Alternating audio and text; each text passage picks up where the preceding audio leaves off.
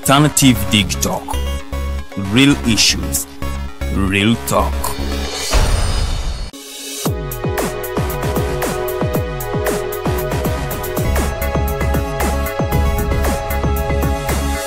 The Alternative Dig Talk. Real issues, real talk.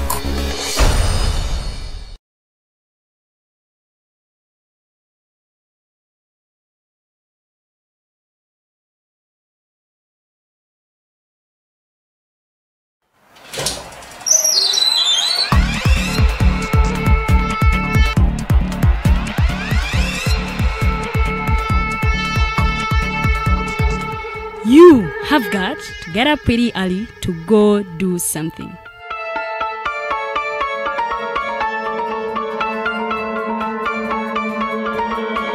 We are the Alternative Dig Talk.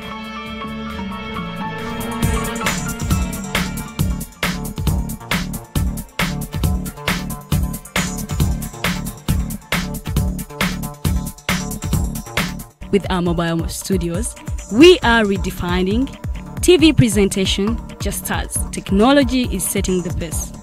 We are blending our approach with fresh, perspectively designed breakfast show, The Mighty Drive, informative and entertainment show, exclusive and live interviews. We President Museveni wadde juzi namulaba apima akawunga kilo 2 tasobola kalya nini bwaba alya kilo 5 oyannema okuliisa eggwanga ne bwe limundekera. Njagala kwebaza the Alternative Dig Talk etuwadde kano ka Mighty Drive era n'abatuwuliriza bonna ali ku mikutu njagala basaba mugendo maaso n'okuwuliriza. All given to you just a click away on your phone, tablet, laptop and smart TVs as we are streaming live on our social media platforms, on the road and on the go. We are the Alternative Dig Talk. Have you read a book that makes you want to shout the title from a rooftop? If you haven't, then here is that book. The Evolution of Constitutional Law, Public Law and Government by retired Justice Professor George Wilson Kanyehamba. Renowned Kenyan jurist and panelist Professor P.L. Olumumba and many other amazing speakers will grace the event. Do not miss the book launch on March 26, 2021, 2 p.m. at Imperial Royal Hotel. The ticket comes with a book, all this at just 200,000 shillings. Call 0702 9000 76 or 0783 04 7785 to get the book or follow up on the launch.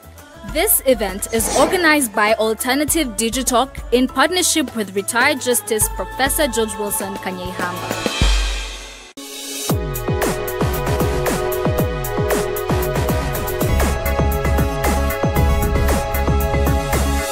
The Alternative Dig Talk. Real issues, real talk. The world is at a critical moment of providing innovative alternatives as a means to create change. As such, we have created a not-for-profit alternative mobile digital platform as a way to promote space for freedom of speech and expression to the unheard voices.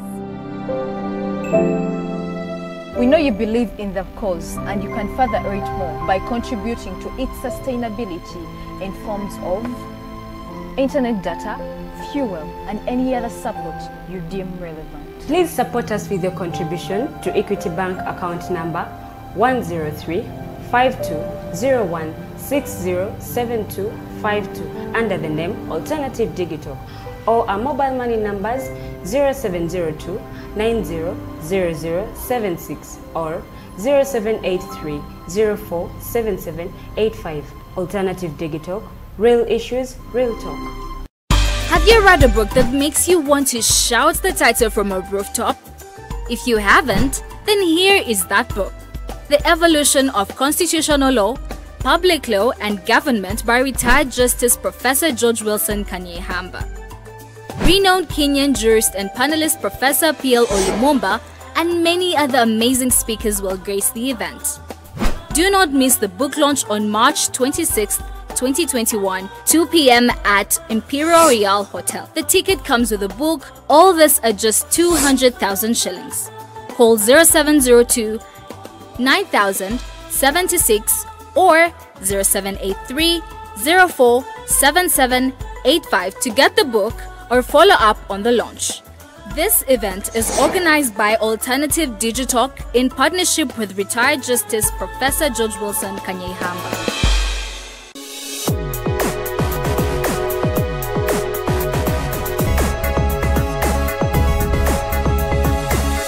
The Alternative Digitalk. Real issues, real talk. Have you read a book that makes you want to shout the title from a rooftop? If you haven't, then here is that book, The Evolution of Constitutional Law, Public Law and Government by retired Justice Professor George Wilson Kanyehamba. Renowned Kenyan jurist and panelist Professor P.L. Olumumba and many other amazing speakers will grace the event. Do not miss the book launch on March 26, 2021, 2 p.m. at Imperial Royal Hotel. The ticket comes with a book. All this at just 200,000 shillings. Call 0702 9000 76 or 0783 04 7785 to get the book or follow up on the launch. This event is organized by Alternative Digitalk in partnership with retired Justice Professor George Wilson Kanyehamba.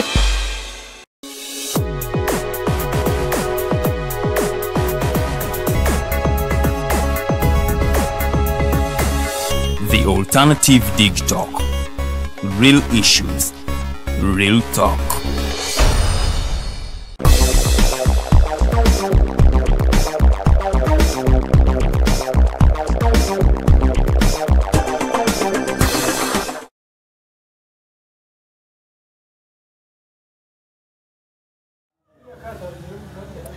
Endakika ziri 13 ezakaita ku ssaawa emu yakawungezi kolona kuno olwaleero mbabuuzako na gyemusinzidde okubanga mutulaba bamikwano mwebale nnyo. The Voltage program gyolaba era nga gano gaba masannyalaze gennyini. Nyongera okujjukiza ndi program eno ebeerawo olunaku lw'Emmande n'olunaku lw'Okutano ebeera ssaawa emu yakawungezi mpaka ssaawa 3 ez'ekiro. Tuba tutunuulira ebintu bingi omuli eddembe ly'obuntu, ebyobufuzi n'obukulembeze bw'eggwanga Uganda. Tutunuulira social and economic, tutunulira current affairs, tutunulira advocacy, bingi bye tuba tutunulira mu programu eno. So tolina kubeera nga ate ogisibwa naye nga mbandiriza mikwano era mwebale nnyo, mwebale ddala abagibeerako okuva gye kali gyekomekereza bamikwano mukola omulimu gw'amaanyi nnyo nnyini ddala naye nga ababuuzako semulala amanya nze omuleja luwedde Lilian tugenda kutambula ddala paka ssaawa 3 ez'ekiro ky'olunaku luno olwaleero era nga twogera ku bigenda mu maaso mu ggwanga Uganda n'ebikoze amawulire mu wiikeendo. Yes, wiikeendo abadde president w'eggwanga lya Tanzania John Pombe Magufuli yassa omukka ogw'enkomerero. Yes, yassa omukka ogw'enkomerero. So eno wiiki ebadde yannaku nnyonnyonyi ddala eri ensi yonna n'okusingira ddala eggwanga erya Tanzania. Bino tugenda kuba tubyogerako. Vice President yagenda okuba nga amuddira mu bigere ate nga ekisinga okwewuunyisa kwe kuba nti ono mukyala.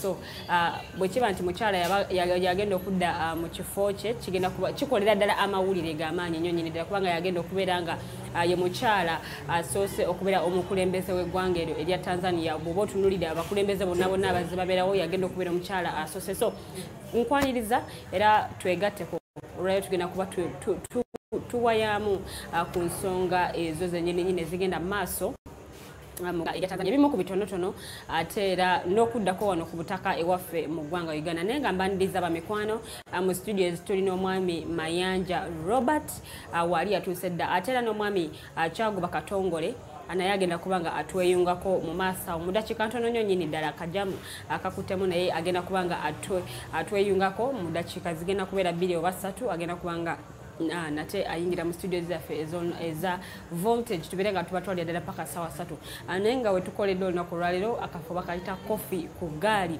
So bw'oba oyagala kacayi akalungi akawoomu nga kano kola enteekateeka nga gy'olaba osobola okuba nga ate oyitirawo abali located Soweto Road off Gaba Road no sloping ako down akafo kana sobola okubeera nga ate okalaba bulungi nnyonyi ddala ne bakolera kachayi akalungi ate ng'era kawoomu naye nga nyongera bajjukiza akatabo kano ennaku z'omwezi zigenda kubeera 26 omwezi gugenda kubeera gwa kusatu guno gwenyini gwe tulimu omwaka 2021 ku Imperial Royal Hotel akatabo kano kagenda kuba kalonchingibwa kayitibwa Evolution of Constitutional Law, Public Law and Government era nga kawandiikibwa retired Justice Professor George Wilson Kanyehamba kayitibwa Evolution of Constitutional Law, Public Law and Government ennaku tusigaza ntono nnyo nnyini ddala ennaku tuzibalira ku ngalo so mukwano beera nga obookinga tiketi yo ng'obudde bukyali tiketi za $20 tickets zisigaliddewo ddala ntono so beera nga weekwata tiketi yo nga obudde bukyali ku $20 ogenda kubanga osobola okubanga olaba Professor PLO Lumumba okuva e Kenya awamu ne guest speaker era omugenyi omukulu ye Deputy Speaker wa Parliament Right Honorable Jacob Olanya ku lunaku olwo Right Honorable Mama Mbabazi Dr. Lina Zedriga Honorable Miriam Matembe Honorable Norbert Mao Bernard Mona okuva e Ghana ono natonya mu ggwanga ennaku z'omwezi zigenda kubeera 24 yes agenda kubanga atonya mu ggwanga nate ne ba speakers abenjawulo bagenda kuba boogera ku mukolo guno naye nga akatabo kano kayitibwa Evolution of Constitutional Law, Public Law and Government tolina okubeera nga ate osuwa mukwano tiketi za $20 oba bw'obanga oyagala okubookinga tiketi yo oleme kubeera ng'osubwa kwata essimu yo owandike enamba eno eri 0702 9076 0702 9076 yena bajusobola okubeera nga ate okubako nobeera nga obookinga akatabo ko nolema kubeera nga ate osubwa omukolo guno akatabo no bwemba nga akatadde wabbali bannaffe aba National Coalition for Human Rights Defenders Uganda bakugamba nti goli mulwanirizi w'eddembe ly'obuntu otiisibwa otulugunyizibwa oyagala kukola peaceful demonstration naye nga tomanyi wakutandikira oli mulwanirizi wa nsonga z'abakyala oba z'abaana oba z'abaami oba byabufuzi na bukulembeze bwa ggwanga Uganda mukwano munnange bwe bali nnyo okubeera nga bakuyamba offices zaabwe ziri Ntinda Samawata Road gyosobola okubeera nga ate obasanga oba si kyo bakubira ku ssimu yaabwe etali yakusasulira eri 0800100250 0800100250 aye namba gyosobola okubeera nga ate oyitako nobeera nga obafuna nga bakuyamba nga bakuwa n'amagezi abo banga okola activism ono ku biki byolina okwewala ku biki byolina okukola ate n'olaba nga naawe obulamu bukutambulira bulungi nnyo nnyonyi ddala naye nga mbaniriza era nga akakengere kano bw'owulira nga kakoonye ng'omanya nti voltage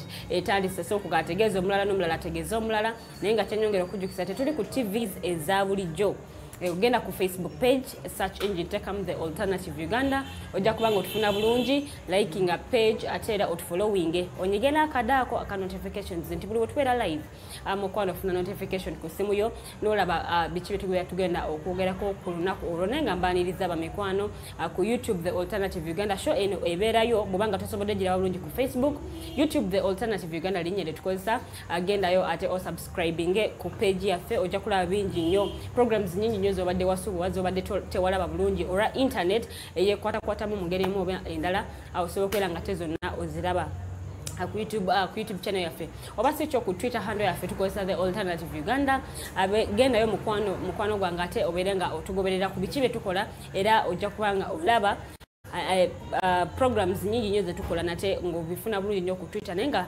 akambanirize era n'abagenyi baffe babuuze kuba tulaba tugende mu maaso The Voltage ye program nyokyalaba nsanyusa okulaba mwami Robert Kyagulanyi mbuuza kuba tulaba abatulaba mwenna buli omu gyali Kyagulanyi Robert Katongole erinnya lyange mwebale okumalako week abafunyemu okusoomoozebwa okw'enjawulo abafiiriddwa abafunyemu amasanyu abafiiriddwa Mukama Katonda abagumye n'abafiiriddwa pulezidenti waabwe te abadde Pan-Africanist naffe tugamba nga Pan-Africanist ti Mukama Katonda yatuwa era yajjawo n'olwekyo tujja kusaba Omukama omwoyo gw'omugenzi aguwumuza ekisa n'abo bonna buli ali watudde watulabira mukkalire mulabe programu ya Fender Voltage ku The Alternative Uganda. Management ya The Alternative Uganda mwenna tuwagala nnyo era mwebale tutegekera kintu kintu kirungi buli omu atandise okyagala. Buli tuyitira bagamba twakolabye ku TV tenga ya bateekamu data waabwe ne basobola okutulaba era mutugoberere mutuwabule bwe mulaba nti waliwo wetakoze bulungi mutubuulire nti wano mwetaaga mulongooseemu wano mwetaaga mukole kino tujja kubeera tutambula bulungi. Abali okumpi n'ewala mwenna tubaanirizaako mukalire mutuule mulabe era mukomentinge. Mwebale nnyo mwebale ddala. Oyo mwami Robert Kyaguba Katongole muwulidde bulungi nnyo kansale bukolokolo nzira obuuyi bweno ate ne mwami Mayanja naye abuze kuba tulaba tugende mu maaso. Mwami Mayanja tusomesa okulaba. Abatulaba ku voltage awesikola leero mbalamusiza nnyo. Mbebaza emirimu.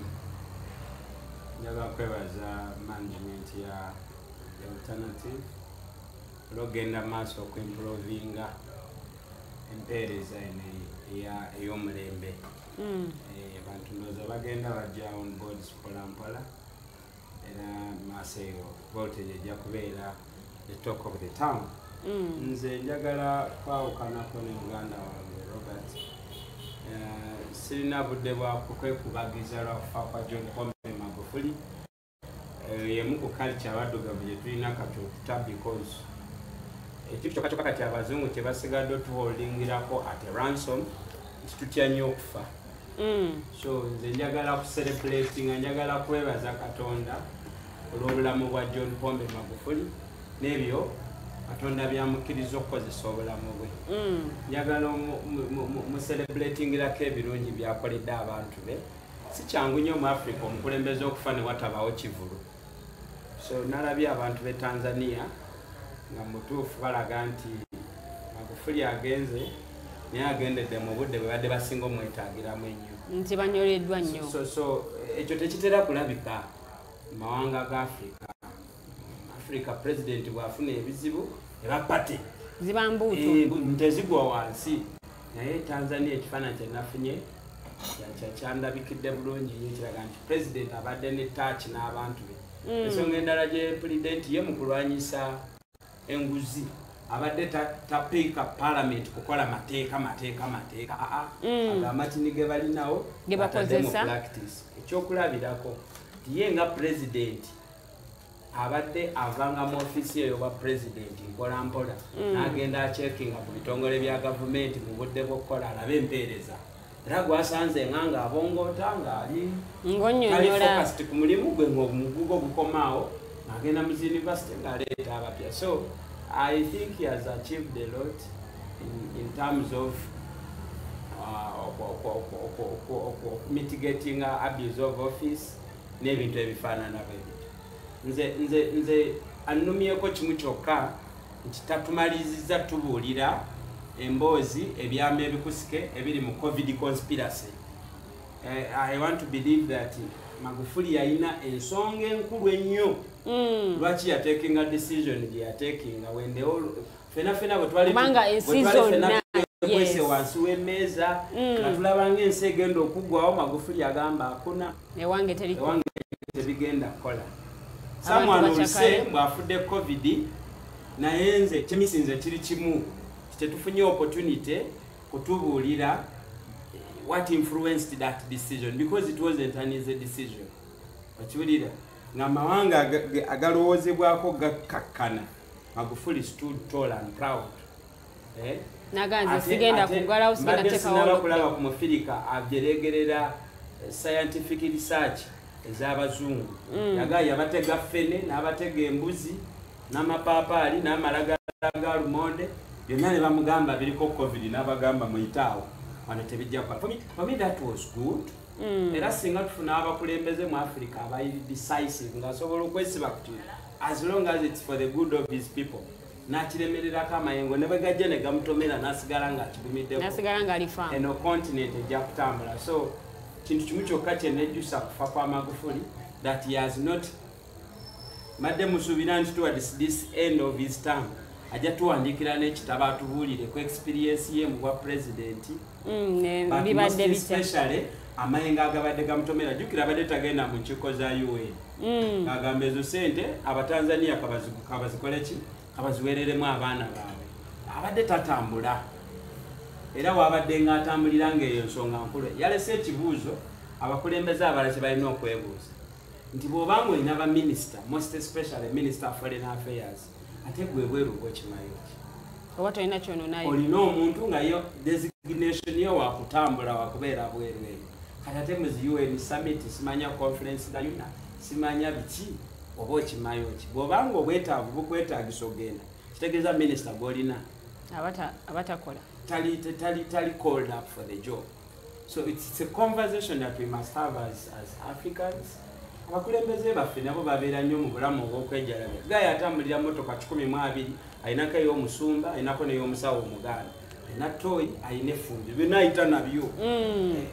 You understand? So Magufuli is posing some interesting challenges ku bantu abalinga omwami ogwenjogeddeko. So for me, I celebrate his life. I also celebrate his achievement as a head of state and as a nationalist in Tanzania. Yes. Mwami Mayanja, mawulire ki ng'oggyeko okufa kw'abadde omukulembeze w'eggwanga lya Tanzania? Mawulire ki ago gw'olaba nti gano gakukoledde mu weekend? Weekend ebaddemu ndowooza yatandikira ku Notimbi. Abantu nga bagenza okukoowola Katonda waabwe ssaawa z'ekyemisana n'ekizimbe ne kibagwera n'abamu ne bafa. Then of course byonna byalimu amatatu ga COVID vaccination era amawanga ne gavayo prominent ne gagamba mbu eddagala lino lireese side effect ya blood clots era ne galiyimiriza. Wezera gye tujjidde eno ndowooza nga amawulire ku immunization drive galinga agagenda gagwesa steam. So but nabuuza wano eno nti eddagala newankubadde World Health Organization yaliisa lwaki ffe wano mu Uganda tetwasooka kukolako tests ezaffe efunayo abantu nga 3 ne tuba confininga mu kifo ne tubakuba eddagala eryo ne tulaba bwe beeyisa. Nakyogera bwe twali naye ku mpeewo koolo yaŋŋamba wawuliddeyo munnayuganda afunye obuzibu eddagala lyali lyakajja ne tutandika olikuba abantu. So nze nakirabanga nti bwali bulagajjavu eri gavumenti tetusobola kwesiga World Health Organization. After all we batugamba ku human rights nga tugamba nga Uganda tulina byetwagala byesigaliza. So nakino kyali ekiri applicable. Naye ekisinza okunkolera olunaku era entertained nnyo Museveni ojira olindako okujjawo lockdown wanga the quality of drama we get in the theaters of this country batubadde batunyaga kati tulina drama ali certified by the National Bureau of Standards okulaba abalamuzi ba Supreme Court abatudde mu bitiibwa byabwe tulaba filimu nga gye twalabye ng'omulamuzi omwana onya fayiro yakabeddeko wansi w'emmeeza agenze mu ofisi ye nga tagiraba n'akomawo nga yeekantaga n'agamba mukama wange abbye fayiro yange mukama wange abbye fayiro yange oyo numiriza Chief Justice Winyidolo atuteki naye nga bonna batuula bonna nanga kale yadde fayiro mujibye nina byengenda okukola ki abantu ngenda babulirako n'oli naye totukooya masanyalaze ne bagajjako internet ne bagijjako buli kimu ne bakijjako. Now it is a very huge story era manyi nti abawandiisi b'ebyafaayo tebakyalina case reference ndala batudde wano mu Uganda history yenna gwe twetaaga okusomako emyaka 10 emaaso ali biza akolebwa mu Uganda ku speed eyaki tubadde tuli awo ne tuwulira omusango gwa Kawempe North. Kyali wange Muhammad Segirinya manyi nagamba wano mu bintu bya Nuupu bino byaleeta ebintu bingi nnyo. Segirinya muganda we Sulemani Kidandala amutte mu mbuga z'amateeka ne Sulemani Kidandala ayagala Electoral Commission emulage gwe yeesimba naye namuwangula. Sulemani Kidandala tawaabidde Segirinya Muhammad yagamba Electoral Commission nti ku mpapula z'oyo gwe mwanominatinga era gwe mwalangiridde bwe tuzeetegereza nga nanyinizo tetwali naye mu kalulu kati mwego mwalangiridde mwe twagala mumutuleetere mu kooti tumugatte n'empapula zino musango guli interesting nnyo era se oyo mwebaziza nti ye tatiitidde kubanga bw'otunuulira omukyalo ono omulamuzi nankwadde nze nina question marks as in her conduct omulamuzi kweyo level newankubadde nga babadde bakukoza ebitali ethical naye ate naawe conduct yo kooti naye yagiresa agikoze ekyagikubye ekigo naye bwe mbadde njogera ku misango nti njagala abawagizi ba NUP ababeera ku mukitu gino ababatera bagamba mayanja njeregerera nnyo bajjukire kye nagamba wano ti omusango ne bwe gwandibadde mufu at a mere attempt of going to court nina ba allies abali ku bench betwaleseeyo omukyalo ono olaba yaze ne pronouncing ku bintu ebyo ng'omusango teguwuliziddwa naye singa twamuwa opportunity abajulizi ne bayitibwa President Museveni ne bamuyita ku ddooko wali annyonnyola obuwanguzi gye yabujja nani ne chairman wa Electoral Commission. I believe kweyo pane y'abalamuzi badde musanvu mwenda.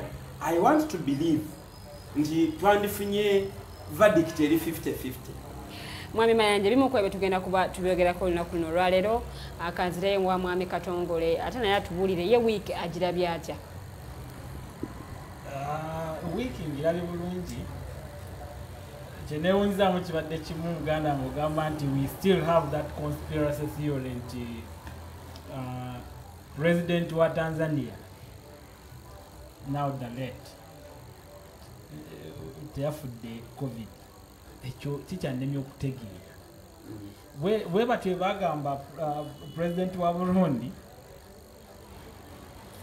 naye omanyi wano Omuganda agamba eryokanga n'etonnya simusalira musango bambi musajja wattu naye eryokanga n'etonnya olwaleero netulabwezenkanya emyoyo lwendabye abatanzania nga bambadde masiki kibadde kyaludde okubeerawo bonna nga badde batambula tebagala kumanya kifa mu nsi covid tatukwatako kati olwaleero bwana Mayanja wagamba nti se conspiracy theory right now ntunuulira ekyo neŋŋambe lwaki masiki bazambadde olwaleero nga president wabalayira omukyala so kitegeeza nabo bategedde nti munnaayi omusajja ono lwaliba oluku olwamutwala kwe kulemesebwa okwambala covid ng'ali mu public ogamba nti covid taliiwo kantambule nga bwenjagala ngende mu buli omwandabe neyeewaayo yekka eyo saddaaka gye yakoze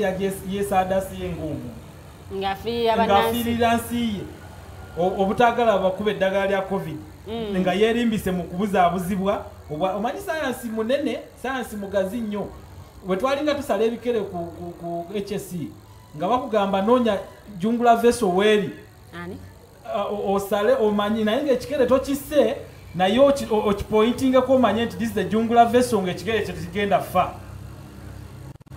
naye waliwo aveeri n'abama n'akwata n'asala omusiwa bwe bamugambye okunoonya n'agwisaako ki ogenda okwesanga ekikere gifudde newoteekako chloroform otya kiba kigenze kati ye munaffe ono munaffe bamugamba eggwanga oliteeka mu matiga tetwetaaga kubeera na muntu atawuliriza bantu World Health Organization neva nemubuulira negamba nti mutuufu eggwanga lino lyeta abantu baayo beetaaga babeere balamu n'agamba teri munamawulire ku disclosing our information nti abantu bwe bati bafudde of corona tewali munamawulire ku disclosing information nti abantu bwe bati balwadde of corona.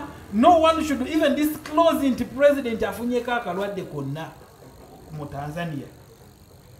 Buli munamawulire n'akikkiriza era nga mwatuwa okwata ka kamera bwoti awali president bakubuuza okwata ki Ero recordinga ki omusirikale agenda nakuyingako n'agamba byonna bijjeemu nga ndaba oba si kyekyo kamera ogenda gireka wano oba kyonna kyenaalaba ku mawulire mmanyi ow'okujja Tanzania n'esirika nga bonna tewali amanyi tuwezeza mwaka mulamba nga tewali amanyi kikigenda mu maaso mu Tanzania mu corona kati kitutte mutwe wewe kitwalidde omutwe olowooza bameka abakagenda who are not disclosed to this nation nga tebabitugamba. Anyway, that is Tanzania. However, tufiiriddwa omuntu abadde so crucial mu kulwanirira East African community okuba nti esobola okutambulira wamu ne even economically democratically ng'amanyi nti waba akutte ku kintu tekisobola kuyimirira kitambula ne kigenda mu maaso era ne kigguka. So y'omusajja gwe tufiiriddwa abadde asobola okuyimirirawo n'agamba nti twetaaga gatta Africa yonna kubanga East Africa tubadde tumaze ogigatta. Abamaki mulimu ebigenda mu maaso ebitabadde birungi, bagaddewo borders, bakoze eki. Naye those are small issues which can be controlled by our presidents. Naye abadde musaale nnyo ogamba nti Africa yegatte tubeere ne common agenda, common y'obusuubuzi beere common nga buli kimu tulina kyekimu. Naye kyamukisa mubi nti agenze inna Allahi wa inna ilaihi raji'un. Kati kibi nnyo nti ne mu kizimbe kino ekyagudde wano mu Kampala mubaddemu omuwala wa university gwe batugambye olwaleero nti yafudde kitalo nnyo, kitalo ddala mwami abadde asoma ku university naye kibi wa UCU abadde asomera ku UCU. Yes. Bazadde be mbasaba Mukama Katonda abagumye nammwe gye muli kyemmanyi Katonda bw'ati bwe yasazeewo ate mwattu Katonda atwala ekisinga obulungi n'akulekera ekisinga obubi ekirungi ate kyatwala. Naye olw'okuba nti ffenna twakkiriza oba simanyi muganda wange mayanja ayinza ogiyita nayo conspiracy theory nti baatuleetera ekibooziboozi wano tukalire mu ddiini tugambe nti totta munno, tottanga, toyendanga, towaayirizanga, nti ebyo baabituleetera buleeteza abazungu ffe tubigenderemu. Naye nze ng'omukkiriza ngamba nti kibi nnyo Katonda nsuwa oba oliawo kuba ffe tetumanyi gye byava, oba oliawo lyalikyusizaamu n'atwala nga ababi abalungi n'atulekawo ne tusigala nga tukyali balamu ne tutambuza ensi eno. Ebibadde mu kooti omulamuzi mu kisa kye batandise otuzannya era ekyo kyo twali tukisuubira. Babazannya ku iso bandi. Yes. Si oyo nno naye gyali ayagala bamuwe ku ssente oyo. Ayagala bamuwe ssente. Ezaaki. Balage nti yabaddewo ng'akola era abafandinga Bobi Wine, abafandinga Kyagulanyi. Nawo no omukyalo ono omulamuzi waffe mu ggwanga naye bwambi ayagala muwe ku ssente. Ayagala mumuwe ku ssente kye yavuddeyo naye n'alowooza nti mbw akola nnyo. Mukyala Kisakye gy'oli fine walaze ensi nti oyagala okukolera omuntu gwe basasula okukyusakyusa ebigenda mu maaso mu ggwanga okutuleetera obutabanguko mu ggwanga lyaffe. Naye kyokola kyonna ng'oyagala amawanga g'ebweru gakusasule genda obakolere eggwanga lya Uganda liveeko. Mwami Kyaguba tugenda kuba tubyogerako byonna mu voltage olunaku luno olwaleero naye nga njagala tutandikirewo era still tugenda kutandikira ku nsonga y'omukulembeze abadde omukulembeze kwati mugenzi ow'eggwanga lya Tanzania omugenzi kati Pombe Magufuli eyassa omukka ogw'enkomerero mu wiikendi lwali lunaku lwakusatu naye ekiro ekyakeesa olunaku olwokuna n'alangirirwa nti avudde mu bulamu bw'ensi eno. Njagala kudda ewa Mwami Mayanja ye nga ye atubuulire ku ngeri gy'abadde alabamu Mwami Magufuli ono aligase ki gy'alese abakulembeze abalala gye balina ate nabo okulabirako oba okukopa. Magufuli mu Africa tetulinaayo democracy oba government epassinga requirements za democracy zonna. Therefore oli bwaga nti Africa continent efugibwa bannakyemalira abandooza tali wala nnyo n'ekituufu. Therefore tutunuulira bannakyemalira ba Africa n'obwannakyemalira bwabwe. nina omukisa nti nagendako e Tanzania nga John Pombe Magufuli akajja mu buyinza. Nagenda nina mixed emotions. Ngene Uganda Magufuli tumutendereza ng'omusiraamu. Era buli muntu agamba Tanzania emaze, Tanzania ekoledde. Era omukulembeze w'amaanyi. Arusha nali manyi ngenda kusanga the same enthusiasm Magufuli. Ne class gye nali ntudde naye we twali Arusha ng'ekifaananyi ate yeesiga kiri opposite. Batugamba mbu Magufuli abadde mulungi nnyo mu kuwuttula n'okusambirira abannamawulire Tanzania. And indeed ne bagamba nti e Tanzania Facebook yalina restrictions nyingi era waliwo na bino osimanyi mba mugulawo zi email za addresses zamwe yateekawo awo bagiyita batya nti mfotogamba nti .org.com yoteekawo .tanzania.com so that bafuna buli information. It was a command. Kiwulira abalagamba mbu ate bwatuuse ku bali b'ebisiike ate nabeerera ddala muzibu nnyo. Kakati lunaku lumu atumaliriza ebyali bitutwalayo nga tugenda mu tawuni ya Arusha. Bw'oba oyagala okutegeera ekibuga oba eggwanga onoonyanga abantu abakola omulimu gwa bulijjo specifically transport. Nti bw'oba oyagala otegeera Kampala olina kukkiriranga ku paaka enkadde bw'osobola okumanya Kampala yennyini. Era bw'oba oyagala ogenda e Kigali otegeere Rwanda nga tonnagisaabaalamu era tuukira mu paaka. Kati n'eri nafuna omukisa nti nayogera n'omuntu avuga mmotoka ne mubuuza oli otya ne Magufuli? Nti n'abayisa atya? Magufuli abantu abali waggulu eri abali mu gavumenti bajja kumulwana. Naye ffe abantu ba wansi eno Magufuli tumulabanga Katonda. Katonda nanyamba n'atuvuga nga tuyisa mu luguudo lwe baali bazimba nga lwa leeni 8 enonya n'enonya. Mu Uganda tubadde tetunnalufuna olwo. Oluguudo olwo luzimbwa ba South Korea. N'omusajja n'agamba nti Magufuli bwe yali minisita wa Works yalabula wooteri eyagala kwenkananga Grand Imperial eyali ezimbye perimeter wall mu Road Reserve. Magufuli nga minisita yajja n'agamba wooteri eyo nti wano mwe mukolerawo magoba gamwe nga wooteri naye oluguudo lwe tugenda ozimba wano lugenda kuyamba Batanzania bonna. Wooteri yammwe mugiggyeewo wano. N'aleeta ekikalaamu ekyo kye bamaakinga ekiraga nti wano walina okumenyebwa. Wooteri gye twogerako nno zeringa 3 star. Magufuli ne bamutuma ebweru. Yagenda okudda nga pulezidenti abaddeko yatongozezza emirimu gya wooteri eno mu butongole. Magufuli n'asirika. Pulezidenti oli ekisanja kye kyali kiggwako. Bwe yawangula akalulu omukolo gwe yasookerako yaleeta guleeda n'amenya ekisenge kya wooteri era n'officiatinga okulima oluguudo olwo mu butongole. Highway amaanyi nnyo lwakuba nerabira ekitundu gy'eva ne gyeraga. So abantu nga balina testimony nti pulezidenti ebyokulya enguzi tabyogerako bwogezi naye abiteekera ddala mu nkola. So Magufuli abadde kizibu eri ba pulezidenti ba East African Community. Magufuli abadde true ku ideological foundation ya Tanzania nti bw'otunuulira founding father waabwe yali takkiriziganya nnyo n'abazungu mutwala speed.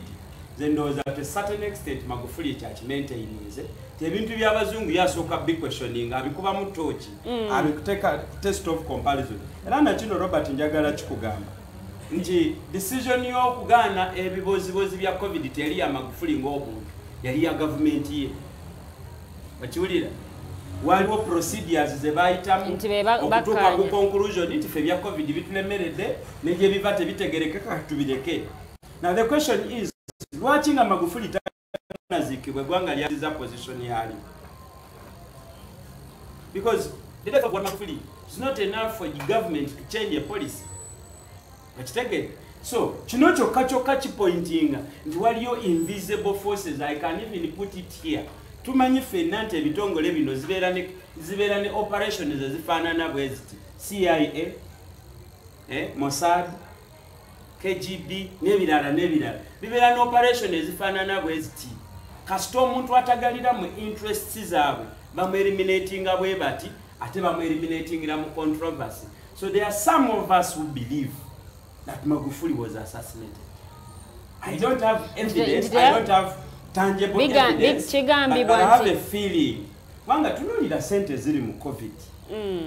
You know, there is a lot of money related with COVID. Ziriko bawiringi donor. Eddagala lye batuleetedde Uganda nga tetunasasula yadde 10 waliwo yatulabye fe abatanaweza abafu mutwalo waliwo yatuduukiridde eddagala naye lyeyitale terinakola ki terinagenda bansomesa nti buli wolaba omuntu akuwa ekyobwereere bw'aba akuweemu atwala 10. Now before we even ask the motive of those donors eddagala weeriri n'ebizibu byali, for me I want to believe nti ba entrepreneur ba COVID project banyigira Magufuli ya setting up precedence in China nga bamaze okuwuddisa ensi yonna using media the COVID is a serious threat era bwe tutabukwako tetukole ensi egenda kuggwawo. Tanzania negamba no. Onayogedde bwe tuba nga tufiiriddwa abantu ku likodi ne Tanzania ng'efiiriddwa tuyinza okuba nga tetwogerwako bubi nnyo. Singa COVID yali real Tanzania ngatanga bwe yatte Italy, even if Tanzania eganye okubreaking a story, BBC would, Al Jazeera would, and other media organizations baina access basobola okufuna amawulire. None of them has reported a serious crisis, a life-threatening crisis in Tanzania. Kitegeeza nti COVID in Tanzania linga wali Uganda. I don't dispute the fact that abantu bafa na one. But rate kwe bafiira kyetwali tutidde because people die every day. Wano tufana enjala, malaria, abantu. So death is constant with us. Naye namba ye yali etutiisiza nti olunaku lumu ebisatu bigwa ku ttaka n'enkya. Ebyo ebisatu tebigudde Tanzania.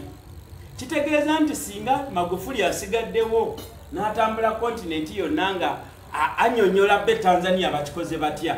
Project abadde agenda gisitamamu. Yes. Is it ebisatu tebifudde mu Tanzania by figures nga olina evidence? Kubanga nkugambye lumu nti Tanzania yajjawo bannamawulire okuwundisa abantu okubabuulira nti kino ne kino ne kino bwe kiti bwe kiri kyova olaba ne Magufuli yagenza ogenda mu ddwaliro ne lead of opposition n'abuuza n'okubuuza information girekete valid. Saddam Hussein nga president mu Iraq yali takkiriza any journalist mu Iraq okuwandiika information yende kwatagana ne situation munda mu Iraq. Naye tetwabirabanga byafulumanga tetwabirabanga ku mikutu emirala. This is what I'm saying. Tisinga wabaddeyo crisis like in one village like this abantu 10 ne bafa. Then in another province, because Boba in a province, in another province, most especially densely populated provinces, got Dar es Salaam. But you read that? Abantu ne bafa 10 leero, enchabi bibiri, enchabi bisatu. I am telling you, enseri ko cameras and badde zikola ki? We have people about detecting amatabaga ku Zimbabwe, was it Zimbabwe? Zambia. Omwali omukyale yazalira ku muti. You remember that story? Someone predicted these floods about 3 years back. But you read it? So, tulina system ezisobola okudetecting a crisis mu nsi bananyini nsi eyo ne babeera tebakoze eki tebayogedde. I want to put it to you that tewabaddeeyo mass death nga bwe zaayogerwa. Naye kati bwe kiba tezibaddeeyo then tutunuulire advantage ya decision ya Magufuli. Tanzania teyaprochwalinze mabanja gateetaagisa. Fenga kati tuli mukugozobana n'abaana tugenda kazayo kusoma basoma third term, second term oba first term. Bo baticha baliruda abevugira boda abamba sika chapati bali mbintu bilala nnyo. Kakati okubaza mu somero. We have very many questions that we must answer, but we don't have time. It is also true that partly akalulu ketuvuddemu kali bwe katyo because of this thing called COVID.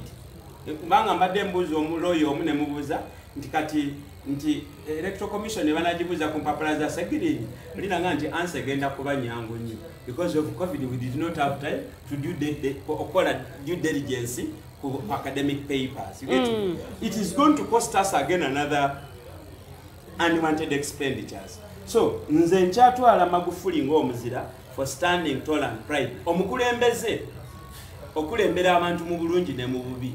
Okola decision ezirina implications eziri short term, mid term ne long term. Fine. Ya exposing abantu olumbe wakola ki? Naye tukirabe wano mu Uganda nti threat kale fa abakola mechanisms zonna ne Kenya. Nti ate ffe tulina ebizibu bingi nnyo essaawa zino compared to Tanzania.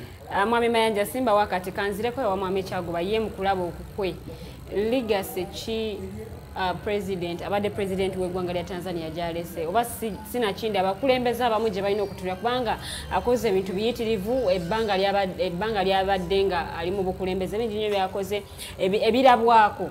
So mukulaba okukwo bw'obanga weetegereza olowooza legacy ki jalese?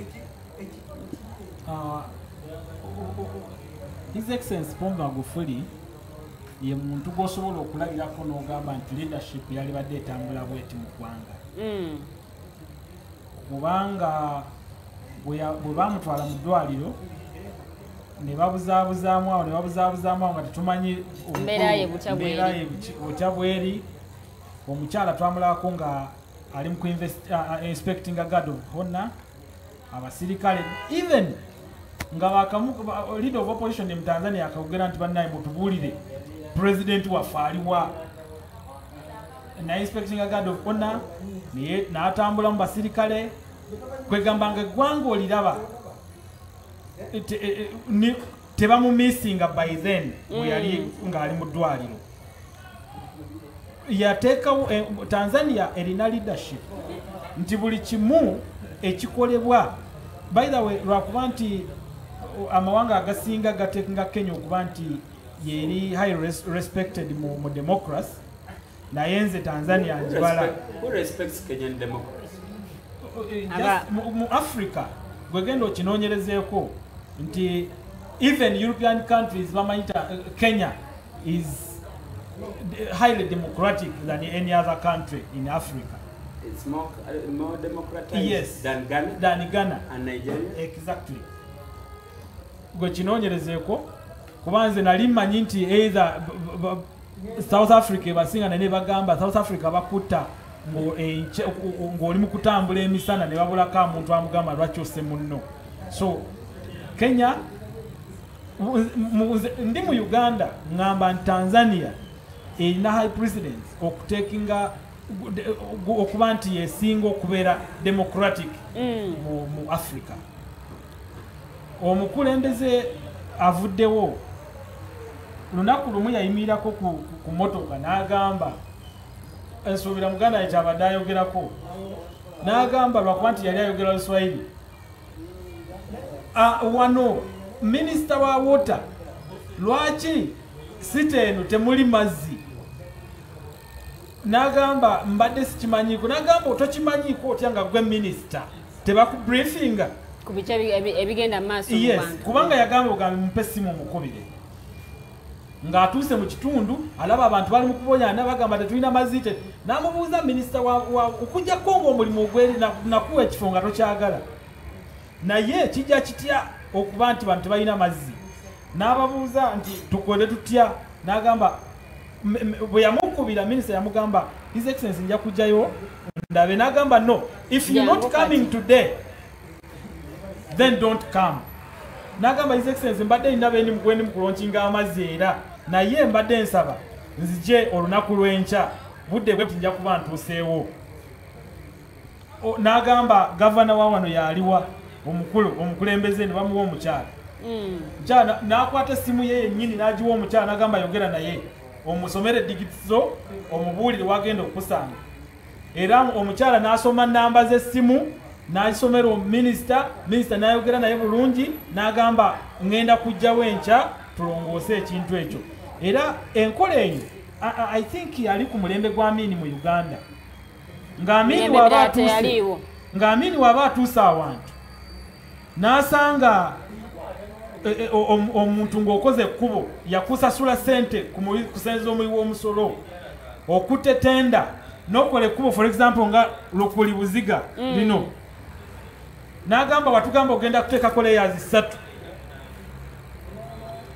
kuliko layers meka ogamba olimaze si ekyo nti ye kuliko layers meka ng'akulagira nti simawaawo kubanga yateekulaja sample yes n'agamba mugambye okay wangamba kuteekako layers meka nti 3 layers how many layers are this n'agamba simawaawo olusi banga waliwo layers 2 agamba neze wakatwalako zikomyewo kubanga kyonkoledde kyakulyaza amaanya eggwanga lyange oba oliawo kyova olaba engudde eziri mu Tanzania zeegombesebwa era naffe singa kye tuliko singa his excellence lunaku lumu ayimuka n'agamba town clerk we Makinde yani nti yenze oluguudo luno lwaki lulimu ebinnya bwe biti lwaki mwakola repair when n'agamba twalukola repair 2020 mu Gwokuna mwagamba lugenda kumala sente meka sente milioni 4 mukozesa milioni meka tukozesa milioni 3.6 endala ziriwa era lwaki lulimu ebinnya nga terunamala myezi 5 kwegamba abakulembeze be yali yalonda yali aba holding accountable kwera ebintu bye bakola nti bwe batoweereza abantu ekifo kiwaayo kitegeeza gwe ekyakulondesa tokimanyi ne wano singa his excellence president waffe akopinga enkolerwa kuba tisimanyi oba akyasobola okopinga kuba ono ye mukulu wooli mu age naye okuba oli avuddewo naye singa kiraba mu governance n'agamba kati neetaaga okulaba nti eggwanga lyange at least you put a leaf ku kintu oli kyabadde atambuza bwe batuuka n'okuggalawo boda nga kasooli waffe mukyamu ne bagamba owa Zimbabwe ate ye mulungi okusinga owaffe it beats up my mind nentunula neŋŋamba kasooli wa Zimbabwe ewaffe nga tulina ffe tweyita Pearl of Africa buli kimu tusobola okikola even without okuteekamu fertilizers even without okuteekamu herbicides kasooli waffe najja bulungi okusinga owa Zimbabwe nze neewuunya kijja kitya his excellence okulagira boda bazigalo lwakasooli waffe omukyalo ne bagamba nti agenda kulwaza abantu be mwami Kyaguba ku nsonga ensabo simbe wakati katono nyenyerera tusoke tuwumulemu the voltage program gyokiraba tugenda kuba tukomawo mu ssaawa yaffe ey'okubiri naye nga bingi nnyo betugenda okuba nga twogerako so tosaanidde kubeera nga ate ogisiba katumala okuwumulamu katono temovaawo.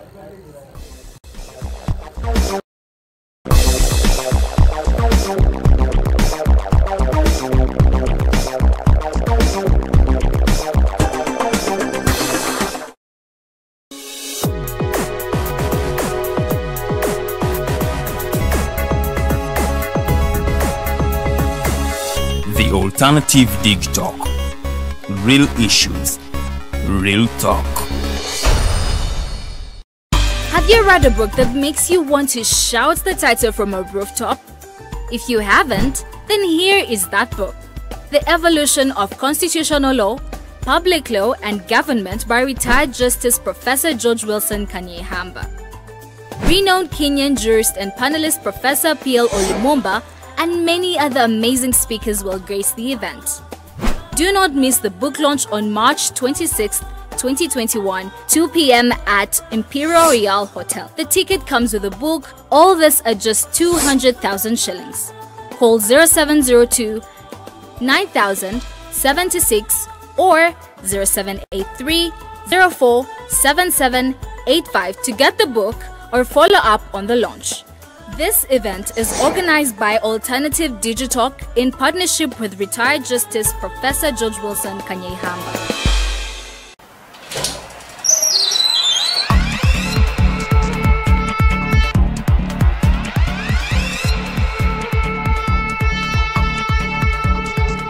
You have got to get up pretty early to go do something.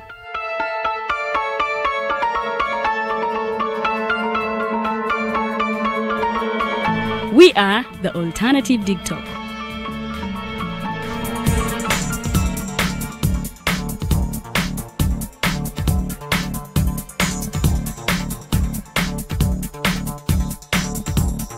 with our mobile studios, we are redefining TV presentation just as technology is setting the pace. We are blending our approach with fresh, perspectively designed breakfast show, The Mighty Drive, informative and entertainment show, exclusive and live interviews. We President Museveni wadde juzi namulaba apima akawunga kilo 2 tasobola kalya nini bwaba alya kilo 5 oyannema okuliisa eggwanga ne bwe limundekera. Njagala kwebaza the alternative digital etuwadde kano ka Mighty Drive era n'abatuwuliriza bonna abali ku mikutu njagala basaba mugendo mu maaso n'okuwuliriza. All given to you just a click away on your phone, tablet, laptop, and smart TVs.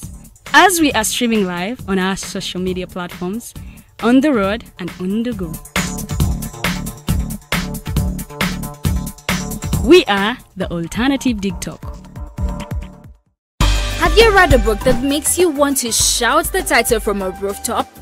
If you haven't, then here is that book. The Evolution of Constitutional Law, Public Law and Government by retired Justice Professor George Wilson Kanyehamba. Renowned Kenyan jurist and panelist Professor P.L. Olumumba and many other amazing speakers will grace the event.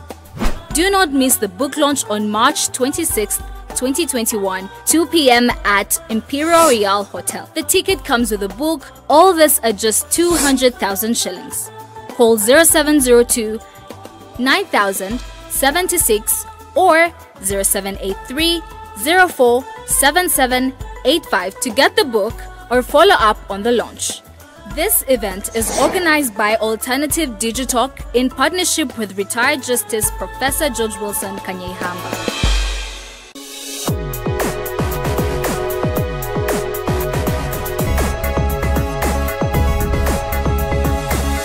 The Alternative DigTalk.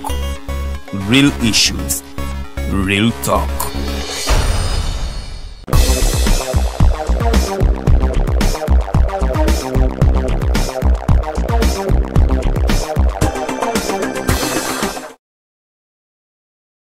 Edakika 3 zezakaita ku ssaawa 2 ez'ekiro ky'olunaku ez'ekiro ky'olunaku luno olwaleero. The Voltage program gy'okyalaba era nga kano akadde akatukomyamu mu ssaawa yaffe eno ey'okubiri oba essaawa yaffe esembayo.